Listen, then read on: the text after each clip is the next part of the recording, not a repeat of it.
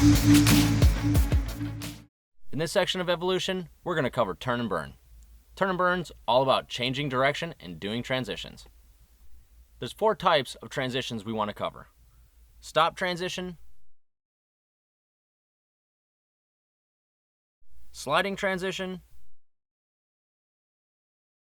carving transition,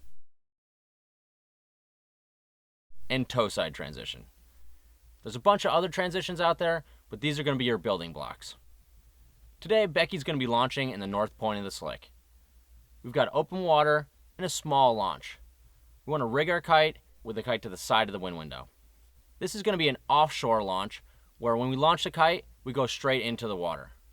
Most of the times, launching in offshore conditions is dangerous, but in this case, we have a couple places to get out of the water downwind, so we're safe. It's also waist deep, so at any time we can self-rescue and walk in. Let's get in the water and do some transitions. We're going to start with what we already know, stop transitions. You sheet the bar out, bring the kite up, and edge your board into the wind. Once the kite's at neutral, reorientate yourself, start in a new direction. Once you have this transition nailed, you're ready for a sliding transition. The main difference with the sliding transition and the stop transition is that you're staying on top of the water the whole time. Let's look at what the kite's doing through the slide transition. To initiate a sliding transition, you're going to sheet out the bar, drift the kite up in the wind window, and edge upwind. You're going to sheet the bar back in and bring it across 12 o'clock. Now the kite's going in a new direction, cycle that kite up and down until you get your board speed. So with the board, you initiate the slide transition by edging upwind. As you start to edge upwind, you're slowing down and sheeting the kite. As the kite gets to neutral, you're going to have a lot of lift, so that's when you can start to slide that board and transfer your weight. As the kite comes across 12 o'clock, you have equal pressure on both feet. Transfer your weight to your new back foot, set your edge, pump the kite, and ride in a new direction.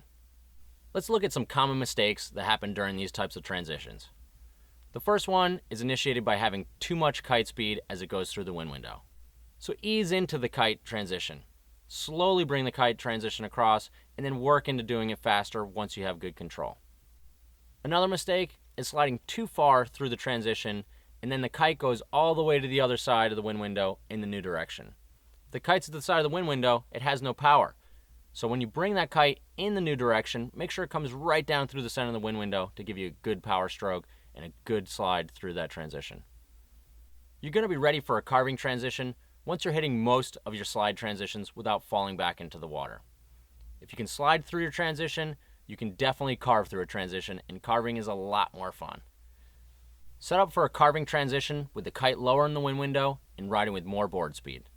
Drift the kite up slowly, slide the board around to toe side, pull hard with your backhand. The kite's going to come across the wind window, and where the kite goes, the board needs to follow. Lay into your heel side edge, putting a lot of pressure on that back foot. You'll leave the turn with almost as much speed as you started the turn, so you don't really need to pump the kite too much after a carving transition. Your carving transition is going to be your number one transition you're going to use throughout kiteboarding. Really focus on this one and get it dialed in. The lower the kite goes, the harder you can carve an edge. Now we're going to take a look at toe side transitions. This one's actually really easy to initiate because you're not switching from heel side to toe side. So you ride into the turn. You can send the kite a little bit slower through the turn than you did with the carving transition, and as you send that kite, roll over onto your toe side edge. Remember what we practiced in carve behind the jet ski. Same transition from heel side, lead with the shoulder, then to toe side. Your biggest problem with the toe side turn is going to be carrying speed out of that turn. So cycle the kite up and down at the end of the turn, and you'll get that board speed and be able to keep riding. As you're doing transitions, you're going to lose quite a bit of ground. So remember your circuit training. Pick some landmarks so you know where you are. Get that spatial awareness. And as you start working towards these landmarks, you're going to really start thinking about riding upwind. You're almost there. The Holy Grail is right around the corner.